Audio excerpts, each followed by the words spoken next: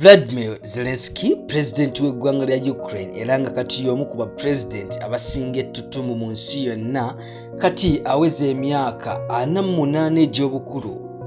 Ono yazaalibwa ng'ennaku z'omwezi 25 omwezi ogwa January omwaka 1978 mu kibuga kya Kiev mu ggwanga erya Ukraine. Vladimir yazaalibwa omwami Professor Alexander Zelensky wamu n'omukyala Raima Zelensky ng'ate ono ye yali engineer. Zelensky musajja mufumbo era wa mukyala omu. Ono asobodde okumuzaalira abaana babiri bweddu okuli omwana ow'obuwala n'omwana ow'obulenzi. Omwana ow'obuwala ye Alexander era nga kati aweza emyaka egy'obukulu 22. To college for a day. Exactly what I want to do on my one day off from high school. Ate omwana ow'obulenzi ye Kairo Zelensky era nga kati bw'atyo aweza egy'obukulu 12. Even if it hurts, I don't stop.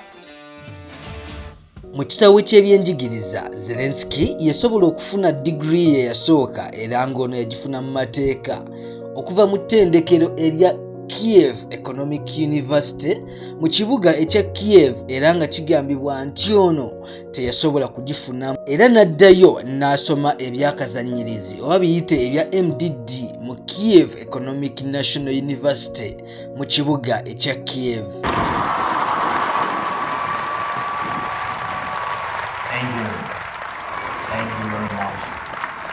Ennyo Zelensky ne banne batandikawo ekibiina ekyali kibagatta, kino nga bakiyita Servant of the People, ekyali kigatta bannakatemba bonna mu ggwanga erya Ukraine.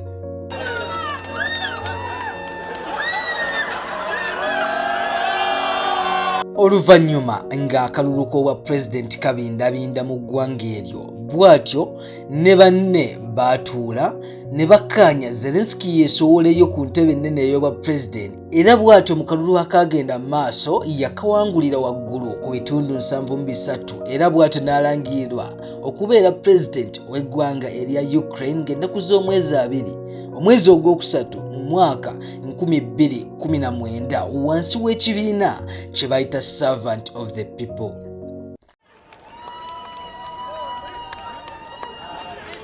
Zelensky okuva mu mwaka gwa 2019 okutuuka kaakati yamanyiddwa okuba pulezidenti obw'eggwanga erya Ukraine.